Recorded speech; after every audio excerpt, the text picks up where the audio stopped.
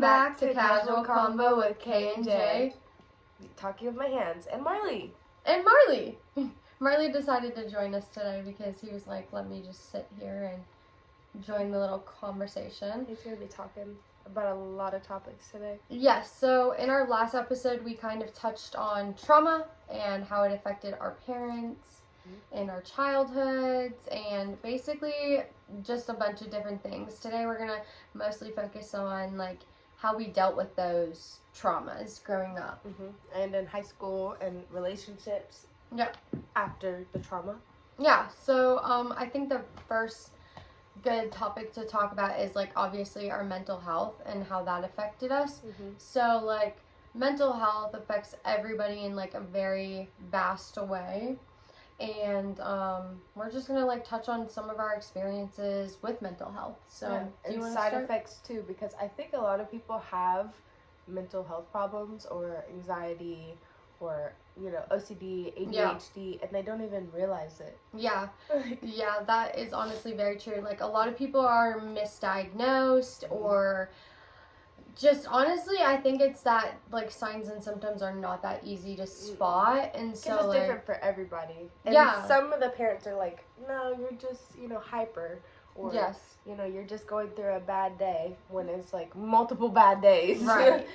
Or the kid is going through this and it's in their head because they didn't really talk about it. I didn't exactly. I didn't want to be like I'm having impulsive thoughts. Yes. And I'm literally going crazy. Like, I think that like, okay, so I started suffering with mental health from like a very young age. I was probably like 12 years old when I first started like having mental health symptoms, but mind you, I was diagnosed with ADHD from a very young age. So like a lot of people that have neurodivergencies, they have mental health issues usually from a very young age. So like I know that that's a different experience probably from what you experienced, but do you want to touch on that? So I actually think it started with just anxiety, and I was 12 when everything bad in the world was happening to me, and I think right after that I got on birth control, and that made it definitely worse. Oh my gosh, my hormones were just like crazy. Yes. I got huge. For me, I was like 150 pounds. That was to me that was huge because I was 5'3". Like you weren't used to that body type. Yeah. I was like I would look at myself, and so I was having body dysmorphia whenever I started birth control. I would tell my mom. I'm so glad that you just said body dysmorphia because I recently just started struggling with that, and I've never had that before. What? Yeah. So you are seeing yourself how other people don't see you? I don't know if it's necessarily that, but it's like when I look in the mirror, I don't identify with what I'm seeing. Like, it doesn't look like myself. Yes, it doesn't look like myself because, like, obviously I've been losing a lot of weight and it's not something I can control. So, like, looking at myself, I'm like, I don't like what I'm seeing. I don't like what I feel. I'm just like... No, I went through that, and I also would stare at myself in the mirror. Yeah. And that was really crazy because I would sit here and think, I am me. We're on this floating world. It sounds so weird, but like when it happened, it's kind of like I had the feeling of deja vu. And then I'm like looking at my grandparents, like, do I know you? Like I was going through a lot of uncertainty in my own head, and so I got on birth control. I was on it for a long time, and I think other than anxiety and being anxious and always worrying, PTSD was my first sign of like, okay, something's wrong, and then I would have panic attacks. So I would, when I mean PTSD, I would either worry about the same event happening, or I would sit there and fret and literally think like a situation that is nowhere near what I've been through is going to happen if this, and this happens. Like I would create scenarios in my head. Yeah. So then I would panic about something that I've created in my head. Like trying to prevent it, but it never really happened. My mom has PTSD as well related to death. So like anytime somebody has passed in our family, she has really bad panic attacks. But it's like, from what she's explained to me at least, it's not like panic attacks about other people dying. She now is like triggered into an event of like thinking that something bad's gonna happen to her. So, like, I kind of understand that to an extent, but I've never experienced mental health like that. Really? It was more so, like, going through the stuff that I was going through at a young age, I couldn't control it. And so I wanted control in some form or way. And so whatever I could have control over, I was going to control. Mm-hmm. Whether that was, like, other people's behaviors or, like, the way that I was acting, or just, like, a means of, like, my like, main unhealthy coping mechanism was probably self-harm. Mm-hmm. And so I think that was, like, a major thing of control. Like, I can control how I'm feeling because now I'm taking the pain and I have control. Yeah. I'm the one giving myself pain, not other people. Yeah. No, I get it. And it was getting to a point, my panic attacks were getting so bad that I would pass out on the floor. You know, my heart rate would drop. I would get so cold, and then I would literally be shivering as he's crawling away. He doesn't want to be rude. Like, bye. He was literally trying to crawl out of frame, and then he was People like... that are listening and not watching the video, it's Justice's dog. Yeah, Marley. Marley. And little Marmar. He's just crawling out of the frame. He's like, I don't mean to be rude. He literally got to a point where he thought his butt was out of frame, so he stood up, and then he was like, oh, okay. Oh my goodness. But with my panic attacks, they were getting so severe that I would try to self-harm too. Not in a sense of, like, everyone thinks self-harm is one thing. It looks one way, but it does not. Or like you use one thing, or you know, like when I mean self-harm, I literally could go bash my head against the wall, and that's self-harm. Yes. Like, I think whenever people think of self-harm, they immediately go to cutting. Yes. Or like other means of, like, abusing drugs or like stuff like that as well, where that is self-harm because you're harming yourself. Yeah, it's just never seen as that. Yeah. I'm gonna move closer to Caitlin so I'm more in frame. But yeah, like, okay, so for example, there's been times where I've went through breakdowns and I've hit myself in the face, like, repeatedly because I'm, like, freaking out, so overstimulated, can't cope because I'm like, this person is pushing me to this breaking point and continuing. And then, like, when you get to that point, they're laughing and then you're just, like, snapped. No, done. I see. That's where I black out. Yeah, just blackness. And then I'll just be like, I don't even remember my actions most times during that, but from what other people recount, it's usually a lot of, like, repeating the same words, screaming over and over again, and just, like, the you're trying to be heard. Yeah, you're trying to be heard. I think I realized that I had, like, a problem with my mental health. I stopped taking birth control, and I started dating my fiance now, and I had a really bad panic attack, and it was basically my abandonment issues coming forth. He just wanted to leave to go see his friends or something, but it really upset me. My fiance came home, and I had a full-blown panic attack, and my fiance was laughing at me. Yeah. Like, what are you doing? And it's because he hasn't really been around that. Yeah, you've never experienced that before. Yeah. It's like, you're like, why are you having such a, like, an absurd or extreme reaction to something so minimal? And yeah, they think you're overreacting. And you're like, I'm over there hyperventilating, shaking, and he's like, what? Yeah, and in reality, you're like, this is all I know how to react like, and so... Well, I tried to tell him that it would affect me like this, but now he's seen me, so I didn't really harm myself. I would either hit my head, or my thing was scratching. Yeah, so I would have a panic attack, and I would scratch in the same spot until it bled. Yeah. And so my fiance, recently I had one whenever we moved into our new home, and I haven't had one in a while. That's the other thing, like, big changes can trigger those types of events. Oh my gosh. Moving, relationship, like, if you're having an argument or a fight or anything, it triggers it so bad that you could just be like, from, I haven't had an event in months or years, and then all of a sudden even if it's a good change. Event. Yeah. It was an amazing change, but I think everyone can relate. Quarantine drove me nuts. Quarantine actually was kind of, it was kind of like a break. But at the same time, it was for a minute there. It was a break. It was like, oh my gosh. But the thing is I didn't have a job that was essential workers, but my fiance did. So he was taking my car, and we lived out in the middle of nowhere. Really hard. And so ever since then, when we moved into our apartment, waiting to get our house building up to everything, I couldn't talk to anybody. None of my family members, because I knew that I started going to therapy. I got on medicine. I took Celexa, which are really good coping mechanisms for you to like. Well, I knew if I would have talked to my families, I would have said something I didn't mean. Yep, of course. Yeah, that is another part of it is like, so going back to like being very young, when I was like 12 and 13, like you're 12 and 13, one, you're going through hormonal changes, two, like I got my period when I was like exceptionally young. I was literally like 12 years old, and so I was the first one in my class to get my period, and then I was like hormonal changes, and then I already had like shit going on at my house where I was like, I have no control over anything, including my body, and now I'm like sitting here being like, holy shit, how do I function? And so then I'm like, okay, let me use self-harm, and then that's when I had my first suicide attempt, because I was like, okay, like, I don't know how the fuck to function, and I can't control anything. It's so overwhelming. You just want to make it stop. Yeah, I honestly just wanted to make it stop, and being an adult now, and, like, thinking about children that are that young going through the same thing that I mentally was going through, I just, like, it hurts my heart to think that, like, somebody could possibly be going through that by themselves. No, absolutely.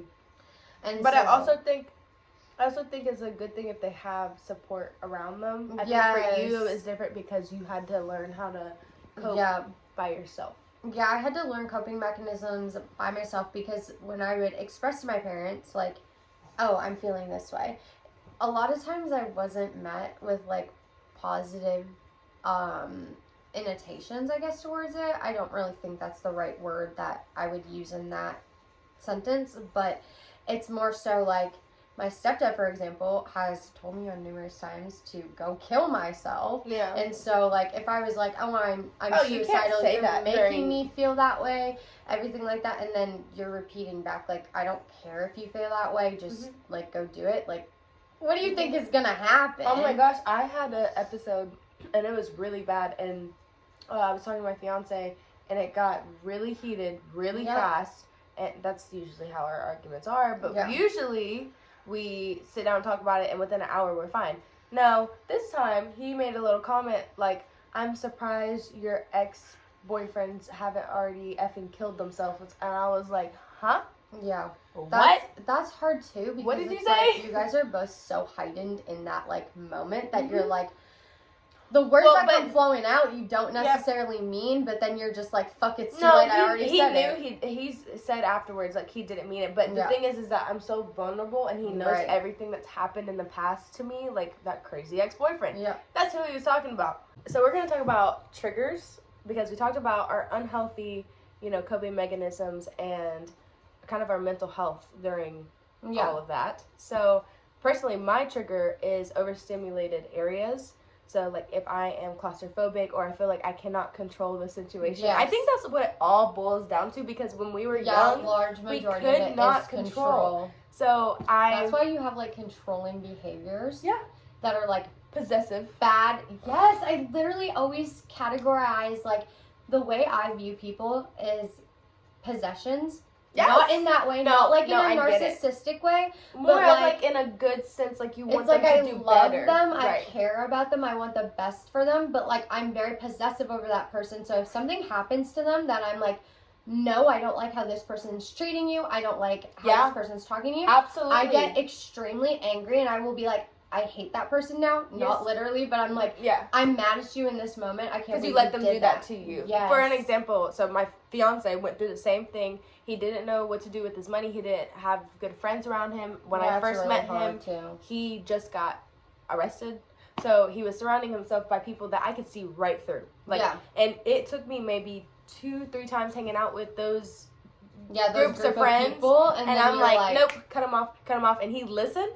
Mm-hmm. And he gave me control of his money. That's a good thing, though, because a lot of people do not listen. And when you tell somebody, you're like, hey, it's like you think you know the best for them. Yeah. You're like, hey, I'm seeing these things. Like, your friends are not really good friends. And then, like, your spouse or your friend that you're telling this to or whoever, and they're kind of like, what are you talking about? Like, because they've never realized it, because they're in the relationship. So I think when you're looking, I think anybody, if they're looking from the outside in on something, they're like, oh, that's not a good situation. Yeah, it's really hard to be like in the relationship, whether it's a mom and dad, friends, boyfriend, girlfriend, whatever it is.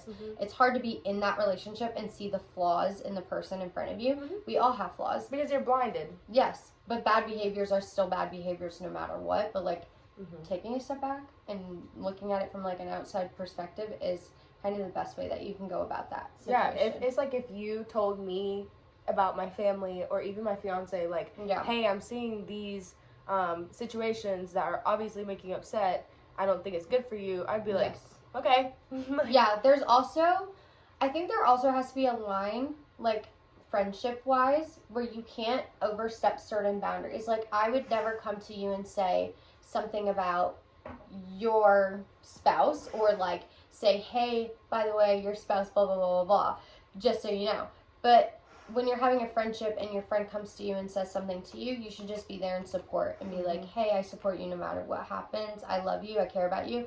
But you never should go out of your boundaries and say stuff about other people's relationships. And that's why you need to set your boundaries and know your triggers. And you'll end up learning. So whenever I started learning how to kind of have healthy coping mechanisms, I would feel all the emotions I was going through when I was upset or when I was anxious, and I'm like, okay, what is causing this? Because at a point there, it was getting to where it was so bad and it was repetitive, like me feeling awful, that I couldn't really find that balance of what is triggering me, because I was getting triggered by just sitting here, like, you know?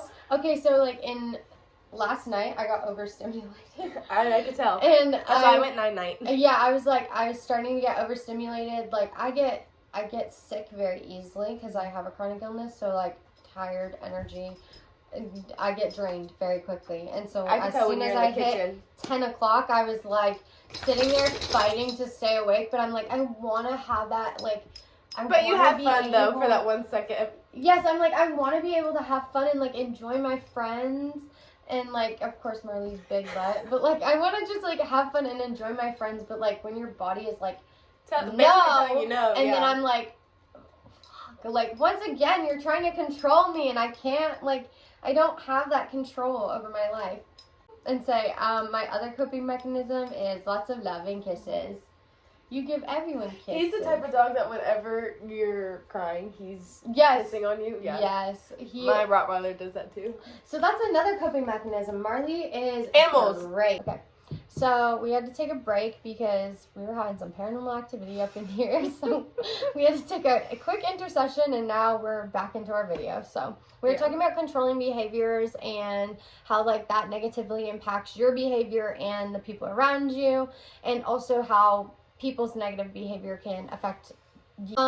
For myself, growing up, I didn't have a lot of healthy coping mechanisms, but as I got older, you have to, like, start identifying your triggers and, like, what triggers... Setting your boundaries. Yeah, what triggers you. So, like, for me personally, Caitlin already mentioned that, like, for her, it could be, like, crowded areas, like, when you get overstimulated. Mine more so are emotional triggers. So, like, if somebody does something to me that makes me very emotional, usually that impacts me very negatively. It's kind of an all or nothing mentality of, like, you love me or you hate me. I don't really have an in-between. And so, like, that can cause, obviously, very extreme reactions, but healthy ways of dealing with that now is, like, removing myself from the situation.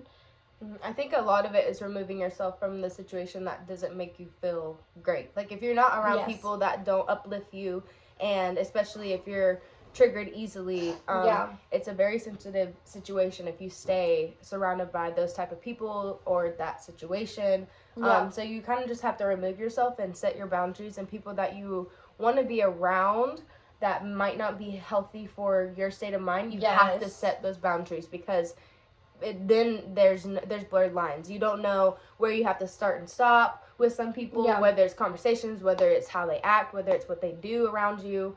So I feel like for me, a lot of chaos makes me very uneasy. Yes. But then again, at the same time, it almost makes me comfortable too. Yeah. So it's like I don't know when to start and stop yet. It's a weird. It's a weird, like, I guess you would say, like, combination, because you're like, I feel so anxious, but, like, almost 'cause you're used to makes it. me feel comfortable, Yes. and so it's like, how do I stop? But that's what we need to get out of, and we're by no means saying this is what you have to do to be healthy. We're still going through these things. We're learning as we go. But for me, I would say self-care really, like, whenever I'm feeling bad, either it turns into me going shopping or me sitting there and doing my nails or cleaning. Cleaning is a number one outlet for me. If I feel overwhelmed, I would be at a party and start cleaning. Mind you, these things also can be unhealthy for other people. Oh, for sure. Like our healthy coping mechanisms could not be the right healthy coping mechanism for others, or it just could not be like a good coping mechanism. You could be abusing that coping mechanism, if that makes sense. Like shopping, for example, like overspending. But a healthy coping mechanism. Oh my gosh, guys, I'm tripping over my words today. It's lovely. Yes, literally. Healthy coping mechanism for me is like, I will sit down and I will listen to a podcast, or I'll watch a YouTube video, or I will just like mentally just detach from the situation. And so I'll like read, write, do things that I enjoy that make me happy.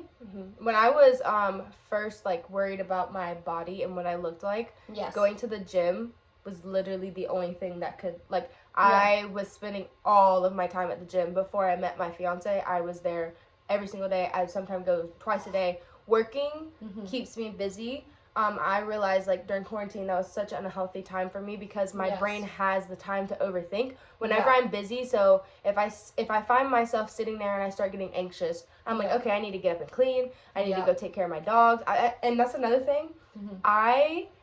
So when I was healing, I just had my Rottweiler. I believe we were talking about it, but then we had technical difficulties.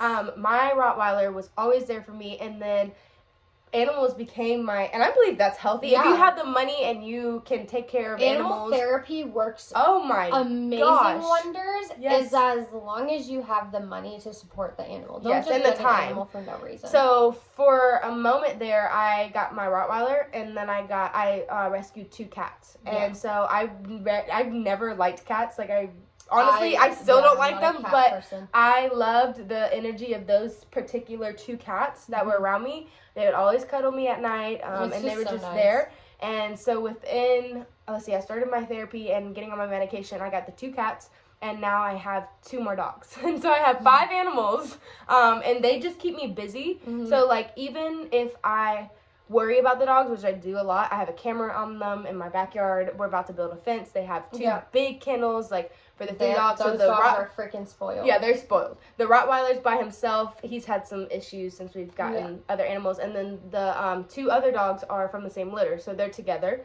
And so even if it's just me worrying about the dogs, I like that more than worrying about something that's not even going to happen. I like to sit there and be like, kind of like they're my kids, my responsibility. Yes. Okay, so that's another thing. Somebody that I know that has suffered with mental health issues for a very long time, they got an animal, and it actually helped them a lot. Just like to have a daily routine and have something else to care for. It's like exactly now I have a responsibility. I have to stay here. I have to be here. But have you ever seen whenever people are having them impulsive thoughts that they want to, like, in their life or do something? People say, you have to finish your shampoo bottle first, or you have to do this. Oh my goodness, I've never seen that, but that totally makes sense to me. My gosh, like, like, you haven't seen someone that was close to, I'm not going to say who, they were like, you haven't seen your niece yet, and that was them telling them that they were pregnant. Aww. Yeah, and so things like that, like, whenever I get in the mindset of, whether it's me and my fiance get in a fight and be like, I want to leave, or, you know, whatever it may be, I always think of my dogs. And so it's not about just me anymore. It's not like, okay, well, I'm my only responsibility. I can do whatever I want. Yeah, you're responsible for other beings. So you're not being selfish. Yeah. In a sense. And so, like, other things that have really helped me along the way. So for me personally, I have found, like, religion through, like, coping mechanism for me. Like, I find that it's very beneficial for me. It helps me a lot. It makes me feel comfortable and happy. Obviously, religion is not for everybody. Religion is not something that, like, you can be pressured into or pushed into. It's for your own deciding and choosing whether you feel comfortable pursuing that or not. Well, you grew up religious too, right? Yeah, so I'm more so like a spiritual side rather than like actually religious. So I just, like, my beliefs are very vast. But open-minded. Yeah, because I feel like religion just doesn't identify me doesn't identify with me as much because of just things behind Well, it. people have been putting religion into a box, and if it's like, okay, say if you are a Christian, you have to follow everything. No. I grew up in a Christian household, but I feel like I got in this point whenever I was trying to find myself that I kind of, not stopped, I didn't doubt. Oh my goodness, the dogs. Pause. I didn't doubt, like, my beliefs or anything. Yeah. I was just like, let me explore more because I can never say it. Spirituality. Yes, spirituality. Good Lord. That's a tongue twister and a half to say that. Like, I had to go to classes for speech therapy, so it makes sense. Honestly, that is something that I feel like is not talked about enough. Like, that needs to be talked about too. Spirituality. Yes. Spirituality. I found myself more within that, especially when I was going through, like, okay, so, like, mental things, I didn't really talk to God about. Like, neither did I. I pray for more, like, physical things or people's well-being, like, health. Yes. At that time. Yes. Now I talk to God about everything. I was a non-believer for a very, very, very long time. And the thing is, like, you don't have to identify with religion to identify with a higher power. You can. Well, it's your own experience. Yes, it's your own experience, and there's no right or wrong way to, like, go about that experience. But I do think that, like, you have to find it in your own means, and if it doesn't identify with you, then that's fine too. Yeah. I think you can pick and pull from what identifies with you. Like, my grandfather, he has rewritten the Bible 5 times in his own words and his own experience. I could never do that, but, like, that's amazing that he has something that he can connect with. I feel like other people that don't connect with, like, religion or spirituality, another thing of, like, same mindset is, like, meditation. Yeah.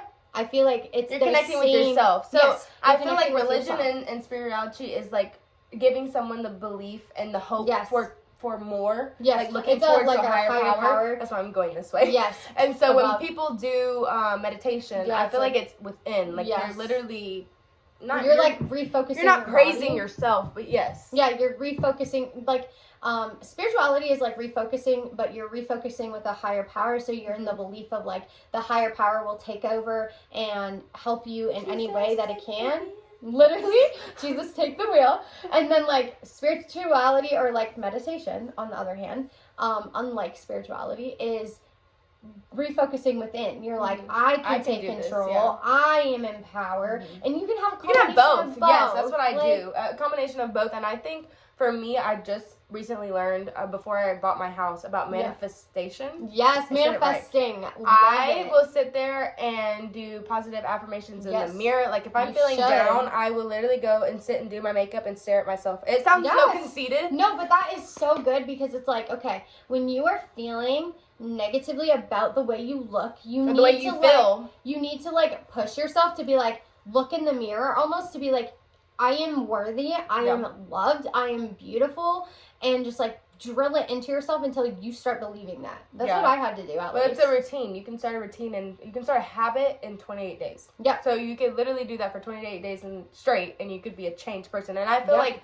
for me, sitting there is kind of hard, like meditation, like literally sitting there and connecting with yourself. Quietly. I feel like, I can't do that most of the time. It's hard I feel like yoga in the gym and then like doing my makeup, connecting with, doing stuff that is just for me and my benefit. I literally got a positive affirmation. Oh, great. It literally Let's see what it just says. Popped up. Spencer's yelling at. It says, healing is my main... Okay. Where'd it go?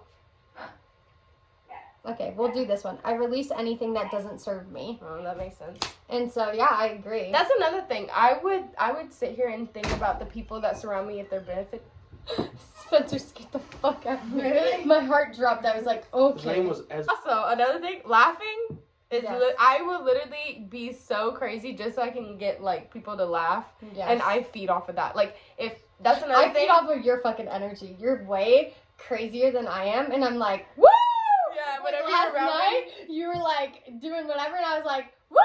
And usually I'm not like that. But when I did start chilling out, you started chilling out. Yes. I was like, at the time, I could tell you're getting overstimulated. Onto my level. I was like, okay. I was like, I'm done. Yeah, it's because I start getting overstimulated, and when I get overstimulated, my mood fluctuates very quickly. So it's like, I can be like up here and then all of a sudden I'm down here and I'm like, I'm done.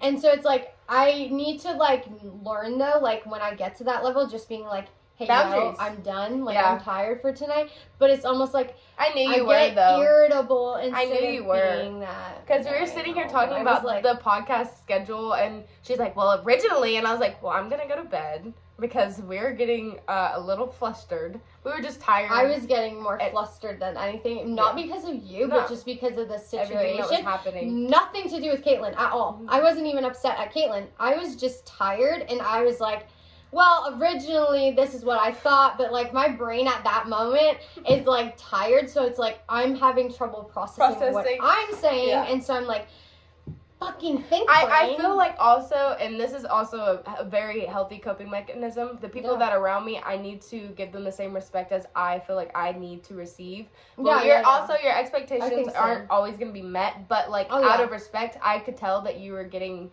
No, and also, I fluctuate between my mood and my personality because my mood could be completely down, but my personality's still there, like...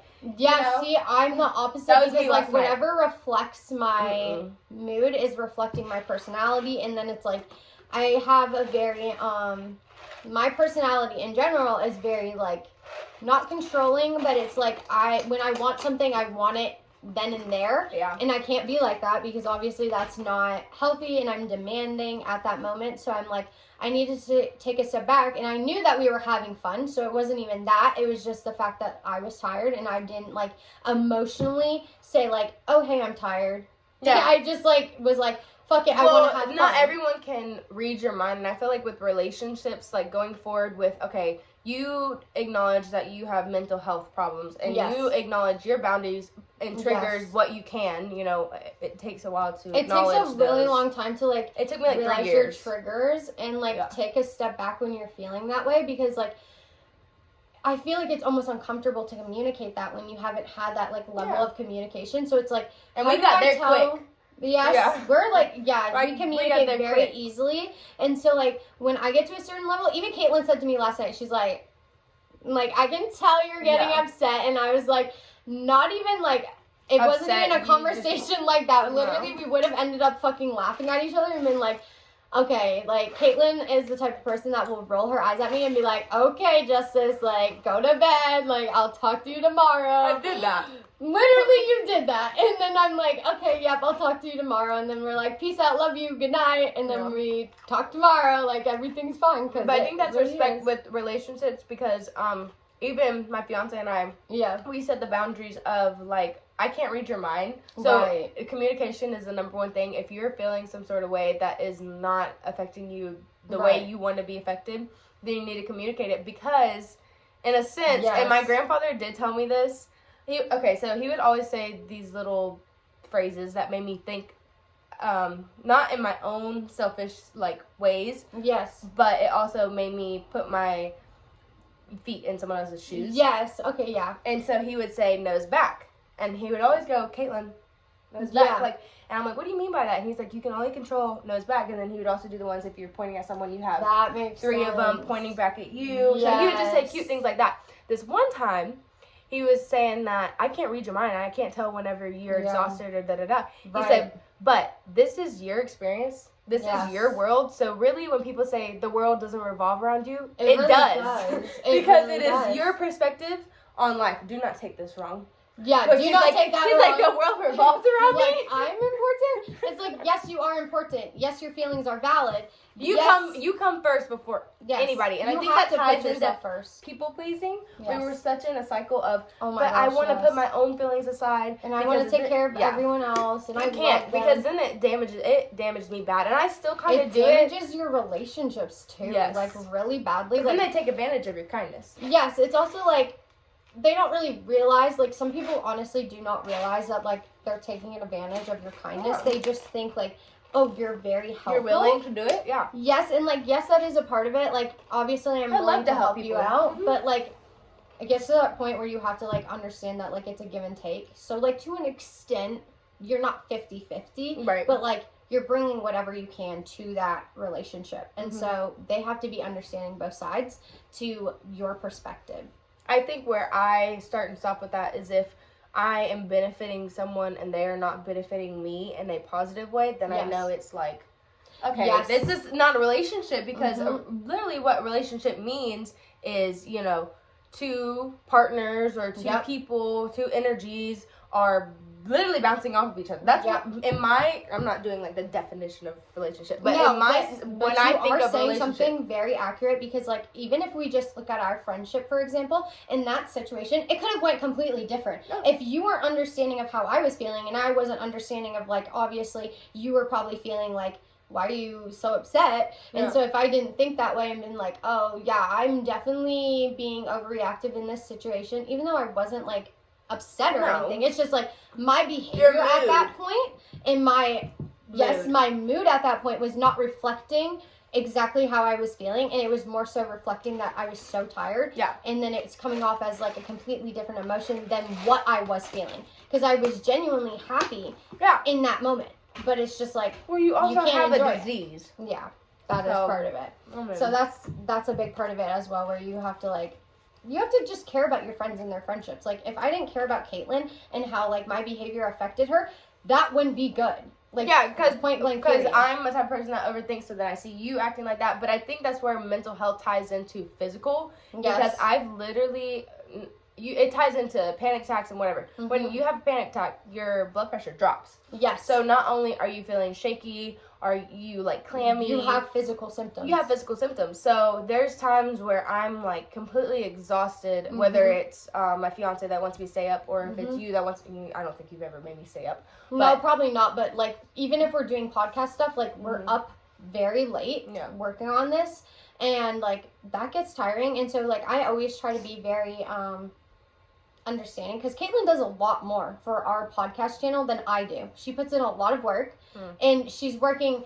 What I mean is by she's putting in a lot of work more than I am, is that she's sitting there for consecutive hours editing. And I do not have to sit there for consecutive hours editing. I'm sitting there, throughout the day, like doing hours of work. Social media stuff. But it's not the same thing as I think it got a little overwhelming whenever I started working. And then we had technical difficulties. I was trying to download stuff and it was just taking days. It just doesn't work and stuff. So once I get the right equipment, I'm fine. I love editing. And it comes to like also adapting. Like, okay, so if somebody's struggling in your relationship, you have to be like, oh, she was like, what can I do to help? Yeah, like what can I help you out with, if like to make the workload easier on you, or make the relationship easier on you, because we're in a partnership right now. This is our business, and so yes, we're helping people, and that's our main goal for this, but we also have to consider our own needs and taking care of ourselves, because if we're going to tell you guys to take care of yourselves, we need to take our own advice. And I think us being so vulnerable and putting all of our information out there with the intentions of helping other people, it has to benefit us somehow. Like, don't get me wrong, I love sitting down here and talking about. It's like a free therapy session, and you're talking to a camera, and it also is like a friendship. It very much so. The main goal is like I want to make friends. I want people to be able to share their experience and feel comfortable and safe. I definitely do struggle with like my mental health. And I definitely am struggling with, like, I would say more so, like, medical. I guess you could say, like, medical, and then also, like, legal. Or, like, financial. I had to pause and ask her, because that makes a lot more sense. And with me, I'm, trying to grow my properties, and I just bought my first house, and so I'm, like, thinking huge here. Yeah. And I already have a problem with authority, because I don't believe in, like right now I work at 8 to 5 and I love what I do sometimes, but it's like it's Monday through Friday, mentally exhausting, and you'll never get to that. You'll never get to. It's very mentally exhausting, and it makes me question like who I am as a person sometimes, because I literally have these impulsive decisions, and I'm not gonna say what I do as a job, but it's just like it's very hard to be in the work field that you are in. But I just want to say, like, the type of job that Caitlin does, she would be very understanding to what parental figures go through. She is very understanding towards that mindset and how that struggle is.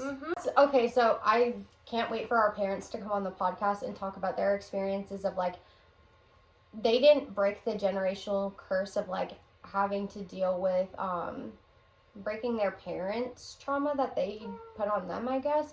But it's like, or their own traumatic experiences that they dealt with. Like, they didn't necessarily break the cycle all the way. I'm sure that they didn't do certain things that, like, their parents did or that they experienced. But I just want to know what their experience was. Like, when you were in that situation of being like, I don't want to be like my parents, what did you do to help yourself cope? Because I'm very scared of that happening. Oh, I could, from my experience, I see that my grandmother, and don't get me wrong, she did an amazing job raising me, but I definitely got, she gave me a lot of anxiety. You know, she told me how bad the world is, which it is.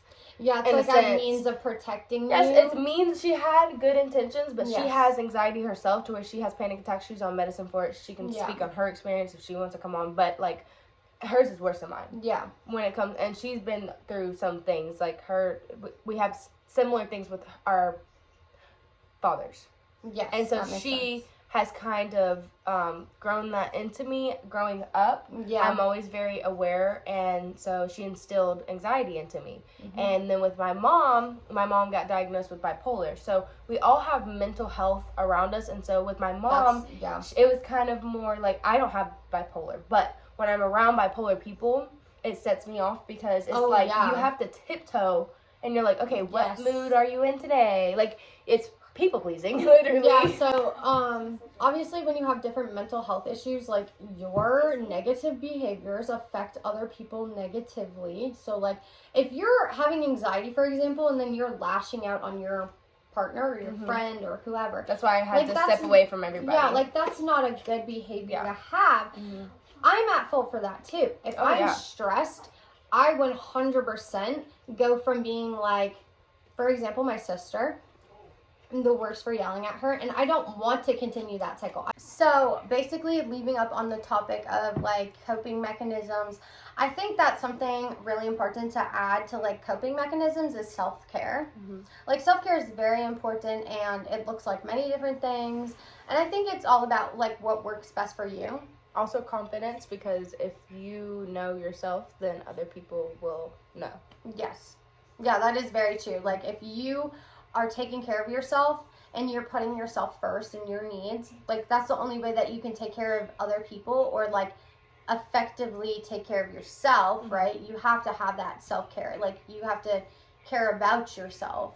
So the next episode, we're going to talk about confidence, self-care, whether it's physically, mentally, emotionally. And it's, I mean, we're still learning, so we don't know everything about it. We're just going to kind of explain our experience and how we kind of, because it's also, like, it's also grounding. Yeah. Whenever you're spending time with yourself and you have that alone time, you find a lot. Yes, you find a lot about yourself. Yeah, it's really, like, important to have that part of your routine so you can, like, just recenter yourself at the end of the day and, like, de-stress from what you've been dealing with. And if you don't know yourself, then other people aren't going to know you because you won't know how to tell them, hey, this is my boundaries, this is what I like, this is what I don't like. Right, exactly. So we're going to leave off on that topic, and we'll see you guys in the next podcast video. Sorry about all the paranormal shit. Yep, for real. This is going to be fun to edit. Oh my goodness. Like, you guys don't even understand the technical difficulties, the freaking interruptions that we've had. Gosh. Literally just overall, I think we're going to be changing filming area very soon because my house is a lot better. Yeah, we're going to because there's not so many people and dogs. Yes, there is way too many people. There is way too many dogs. And I think that overall that would be a better, I don't know. But I think it's what makes us us. Yes. So we're not sitting here like, oh my God, cut?